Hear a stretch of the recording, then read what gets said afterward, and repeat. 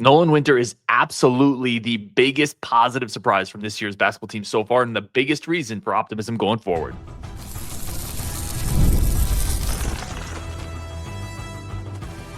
You are Locked On Badgers, your daily podcast on the Wisconsin Badgers.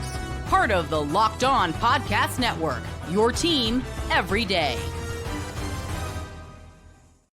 What is going on, Badger fans? Welcome to Locked On Badgers, your team every single day. Appreciate you joining. I am Ryan Herrings, your host, part of the Locked On Podcast Network. Today, we are power ranking all the Badgers basketball players that have played so far this year, from the best down to the players that maybe need to get a little bit better.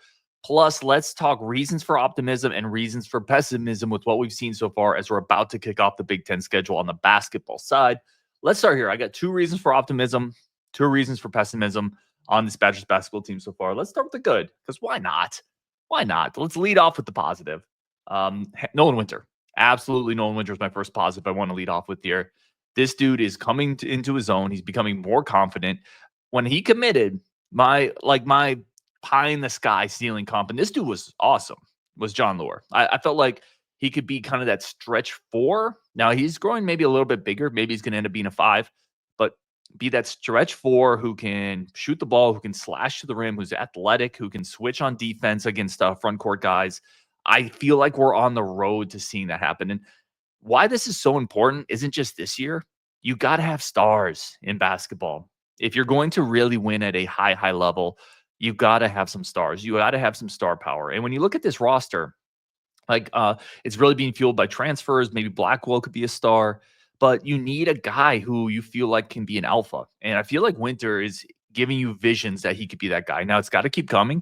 Last 3 games, though, 15, 20, and 18 points, averaging about 10 rebounds per game. So last 3 games coming into this break, 2 of which were against Butler and, it was Butler. I forget the other one that we just played.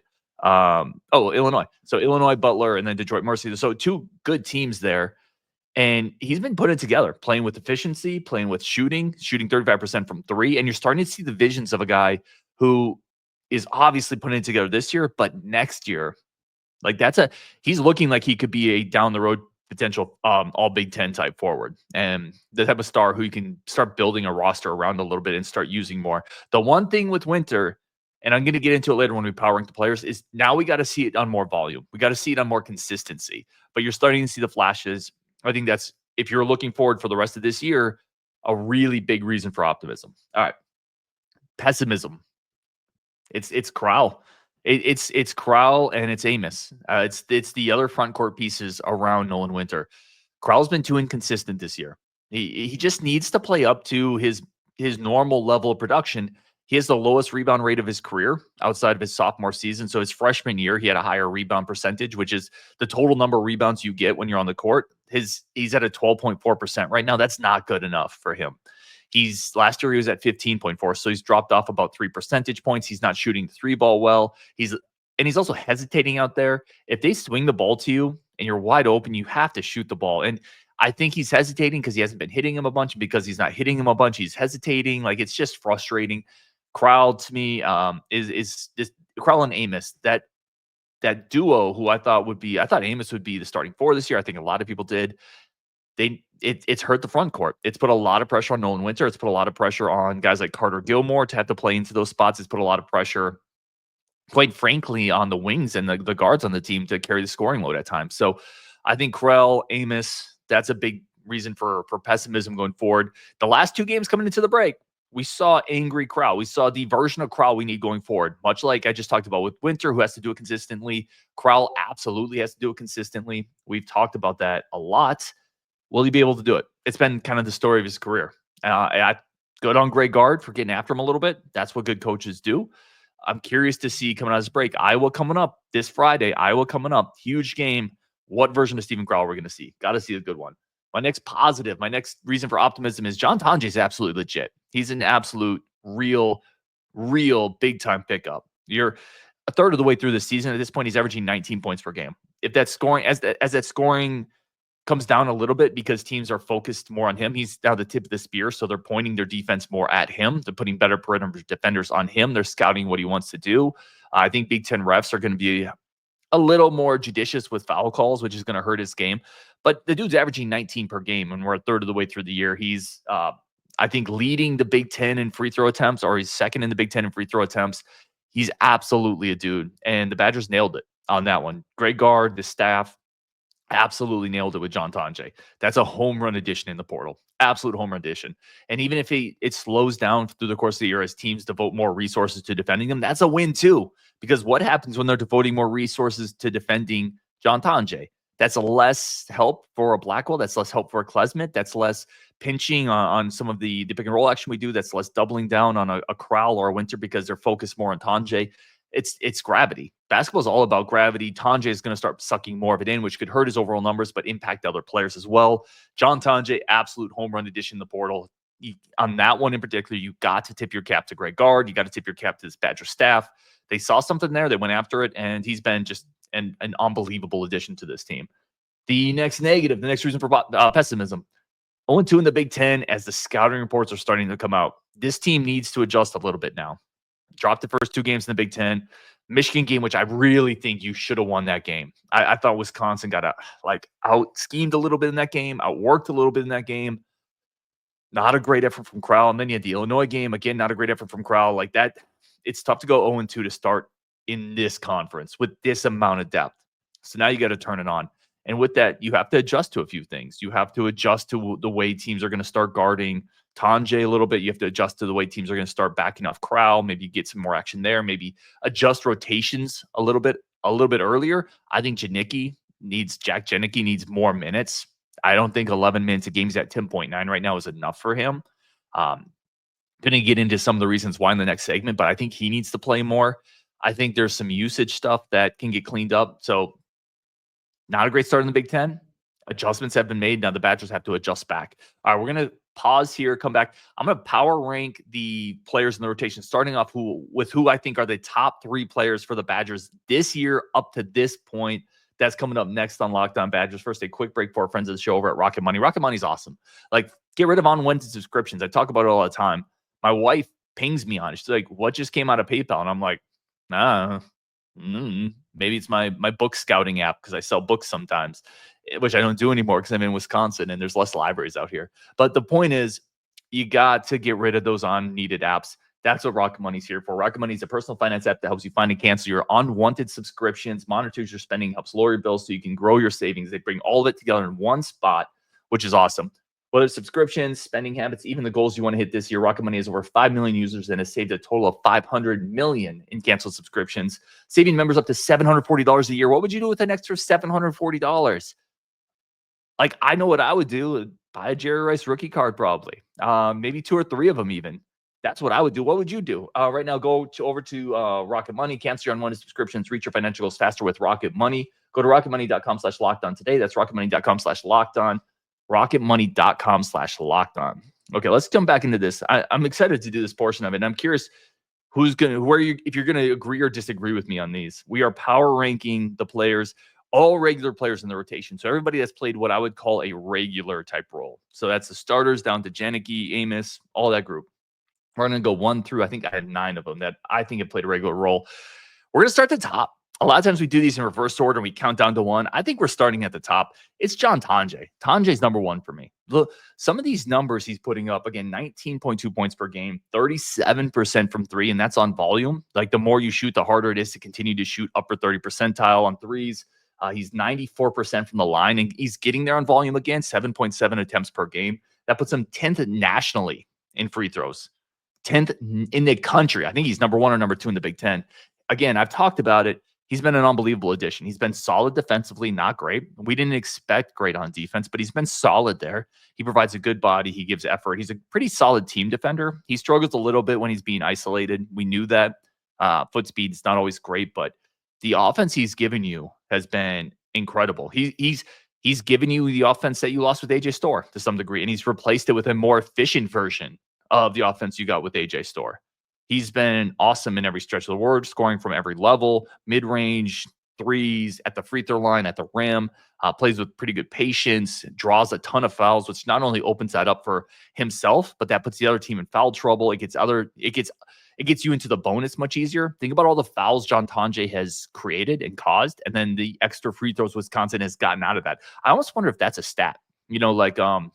extra free throws generated via bonus, and then the percentage of those fouls that you could attribute to John Tonje. I mean, he's probably got another, I would call him 20 points this year just on ghost points because he's gotten other teams into the bonus, and then other players on this team have hit free throws. He's been unbelievably good. Unbelievably good. Now, teams have started to clamp down a little bit. They have to continue to find ways to get him looks. The last couple of games, the usage rate hasn't been quite as high. So I'm going to be curious to see what that looks like in Iowa. But Tonje, number one for me. Number two, I got John Blackwell. Again, I don't think he's taken the shooting. His shooting numbers are down, which maybe we should have expected. Teams were going to focus more on him. Still, 4.5 rebounds per game. He's upped his assist numbers, 65th percentile across all possessions. If you look at offensive points per play, he's averaging 0.784 across the country. That's 65th nationally. So he's well above average in points per possession. His efficiency numbers are there. And I think the shooting's going to come. Another thing we've seen is he's been more of a ball handler, more of a playmaker. And then defensively, sorry, I meant that on the defensive side. He was 65th defensively in all possessions. So there's a guy who is defending at a pretty good level. He's become more that we saw the tools last year with Blackwell, and this year he started to employ them more defensively. He's become more of a wing stopper for us. So better defensive play. I think the offensive stuff is still coming. He has a much higher usage rate than he did last year, and teams are focusing on him a little bit more. So I want to see growth. He's definitely a dog. Like, he's definitely a guy who cares, plays really hard, and he figures things out. He's kind of a student of the game type. So I think as the season goes on, he's going to continue to adjust and get better. I have John Blackwell number 2 this year. Number 3, we got that dude. We got Nolan Winter. And some of his numbers are kind of Nolan Winter's advanced numbers are kind of bananas. Like, they're kind of bonkers, and he just needs more usage. Okay. Nolan Winters is in the 96th percentile in points per play. 1.247 points per play, 96th percentile. What that's measuring is across all players in college basketball, whenever they're involved in the play, whether it's shooting, when they're the deciding factor on a play, those plays where Nolan Winter is that guy, he's averaging 1.247 points. That's, again, this bears repeating, the 96th percentile in the country. It's an elite offensive mark that he's put up so far. He's 95th percentile at the rim. That's layups and dunks. Talking about his ability to kind of slash to the rim and then finish. Like, he's gotten a lot better there. 95th percentile there. And defensively, he's become a pretty good perimeter defender too. He's in the 84th percentile on perimeter defense. So his defense, that was an area that I thought there would be some concerns there, some issues there. That was would he have the foot speed to hold up on the outside? Would he have the foot speed to move with quicker perimeter guys? For the most part, he's done pretty well there. There are still a couple issues in post defense. There's still a couple times where, he can get overwhelmed with size. That should be expected. He's gotten bigger, but he's not quite as big as he needs to get to really hold up down there. But he's been absolutely off the charts lately. And his efficiency numbers are really good. He's shooting, mid 30% from 3. He's moving really well. He's great he's great around the rim. Here's the problem. His usage rate is 9.6%. That's 6th on the team. So the efficiency is great. What's it going to look like when that usage rate goes up to mid-20s? Which, if you look at Tonje, Blackwell, they're at 28%, 25%. What's Nolan Winter's usage rate going to look like when it jumps threefold? And that's what we have to see. That's the unanswered question. He has been killing it right now up to this point with this level of involvement. Now we got to give him the ball more, because he's been too efficient not to. He's been too, especially lately, he's been too good and clean to not get him more looks. And then what are the rest of the numbers going to look like when he becomes more of a focus for opposing defenses, when he maybe has a little bit more wear and tear on him? But I told you before, like, you're starting to see flashes of a kind of a star being born here. And I don't want to get my feet above my skis, or my head above my skis. I don't want to get ahead of myself, which I think is what that saying means. But don't ignore these underlying metrics that are starting to paint the picture of Nolan Winter being, at the very least, an upper tier Big Ten 4, or an upper tier Big Ten front court player. He's looked really, really good. It's the efficiency numbers are tracking. Now we just got to see it in more volume. But defensively as well. Like, defensively, he's been a much more active and engaged defender than other front court guys. He's able to switch a little bit. He's staying with people. He's been really good. And I'm excited to see the growth there. My number 4 player right now, I love this dude, Kamari McGee. So let's just recap. I got John Tonje at number 1, Blackwell at number 2, Nolan Winter at 3, only because the usage rate is lower. If Nolan Winter can keep up his efficiency numbers with a bumped up usage rate, he could easily jump into number 2 on this list. And that's not a knock on Blackwell. It's more of a projection of where Nolan Winter could go. Number 4, I got Kamari McGee. How easy is it to root for Kamari McGee? Absolutely. Like, in-state kid has gotten better every year. He's an instrumental part of this team. I got him at number 4 right now in my power rankings. Let me know where you have him. 95th percentile on all. When you factor in every possession he's involved in, he's in the 95th percentile in points per play. That's incredible. You have that coming off the bench. And this next number I want to bring up, we had a massive issue on last year's team with pick and roll defense. Massive issue with pick and roll defense. Kamari McGee has come in and just been solid there. He's in the 48th percentile defensively against the pick and roll ball handler. 48th percentile is mid. It's decidedly mediocre. It's decidedly average. That may not sound great. Last year, we were terrible at that. The Klesmit, Chucky Hepburn, they were terrible in those metrics last year. So just going from bad to mediocre is a really nice jump. It's helped the team a lot. Kamari McGee's an energy guy, a culture guy, plays hard, knows his role, doesn't sulk because he's coming off the bench. Doesn't need to come in and jack 10 shots up, is timely, understands the game, understands pacing, will help break a press. He's been so good as a backup point guard this year, and I think it's a great role for him. I don't know. That doesn't mean he should be the starter, but he's just been so solid in that role and such an easy guy to root for. I talked to him before the year. He talked about culture, and he talked about the program, talked about the tradition, about wanting to do right by. Like, he's just an absolute incredibly easy guy to root for, and his play has backed that up this year. I have Kamari McGee at number 4. All right, coming back, we're going to talk about the 5 through 9 on my list, who I have there. I'm curious where your guys are at. A couple players that I had much higher hopes for on this next list. We're going to talk about that next on Locked On Badgers, but first, a quick break for our friends of the show. And a quick second to say thank you, as always, for tuning in to Locked On Badgers. All right, let's keep going on this list. And again, I'm very curious what your guys' list is as well, your guys and gals list. Let me know if I'm off base or if you think I'm right where I need to be. Let's just recap really quick. Number 1, I got Tonje. 2, I got Blackwell. 3, I got Winter. 4, I got Kamari McGee. Number 5, I got Steven Crowl. Crowl's really interesting, man, because there was when he doesn't play well, it's so obvious that it's almost like the Titanic in a bit. If the Titanic had made 4 really good runs across the Atlantic and delivered their passengers, and then on the 5th run, it would hit the Titanic, or on the 5th run is when it hit the iceberg. I mean, that's just the super obvious thing, and everyone would see it, and you kind of ignored the other 4. That's kind of like Crowl. He'll have 2 or 3 solid games, and then he'll just have that Illinois clunker, and everybody just focuses on that Illinois clunker, and they forget the solid games. For the most part, Crowl has been relatively solid-ish this year. It's not as good as he needs to be, make no mistake. But when you have a game like against Illinois and you don't get a rebound, it just sticks out so much more. But Crowell's had some good games this year. He's actually leads the team in assist percentage. That's where he plays that fulcrum in the offense. He plays kind of that access where you can throw it into him and people can pivot around him. They can flex around him. He's really good in that role. His assist percentage is 20%. It's the highest mark of his career. It's the highest mark on the team. Like, you can't deny it. When he's able to get in a flow offensively, pieces move around him, and he makes it really hard on opposing defenses because he can post up. He can punish players who aren't really good post defenders, and then teams get in a quandary. However, the problem, as we know, the rebounding hasn't been good enough. It's the lowest rate of his career outside his sophomore season. His rebounding rate of 12.4% isn't good enough. It's just not. His freshman year, he was at 13%. Last year, he was at 15%. You got to rebound better. You got to help set that front line. You got to prevent second chances offensively. And by the way, better defensive rebounding triggers more offensive opportunity, right? Good rebound, outlet. The way this team is moving a little more quickly, they're setting up for quicker perimeter shots. Better defensive rebounding opens that up. It helps your offense tremendously. So I got him 5th. I'm curious if other people would agree or disagree, have him higher or lower. Number 6, I got Max Klesmit. Here's his career 3-point percentages. Listen to this. As a freshman, 37%. Next year, 34%. Next year, 38%. Next year, 39%. This year, 28%. This is a guy who shot 640-ish, 650-ish career 3-point attempts, okay?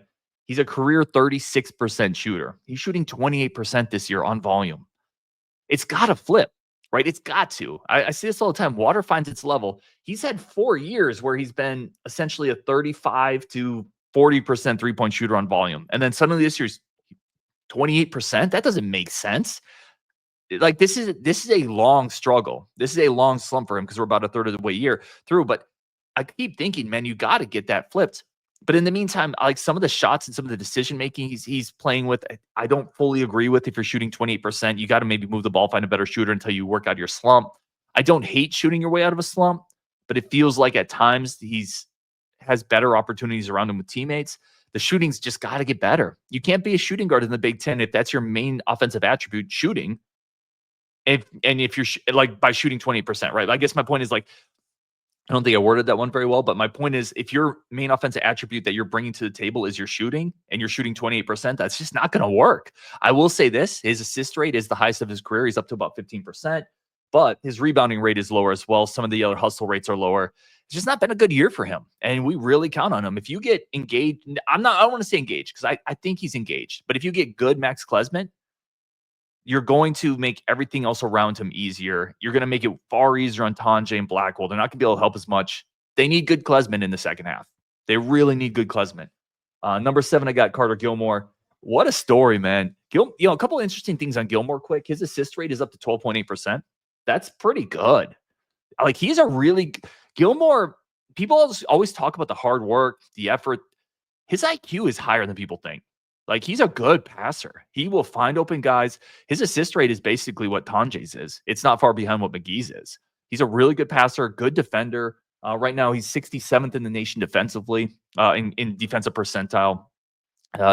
He's just a super solid player, and his shooting has gotten better. I got Gilmore at number 7. Jack Janicki, I got at number 8. I think he's got to play more minutes. I think Janicki's got to play more minutes. He's at 10.9 right now. His assist rate of 15.2% is 4th on the team. And that's behind Crowl, Freetag, Kless, and Jackman, or Janicki. So you're 4th on the team, and one of those guys is Freetag's really your 3rd on the team. I think he has a great feel. He shoots it pretty well. He gets after it defensively, and he's tough.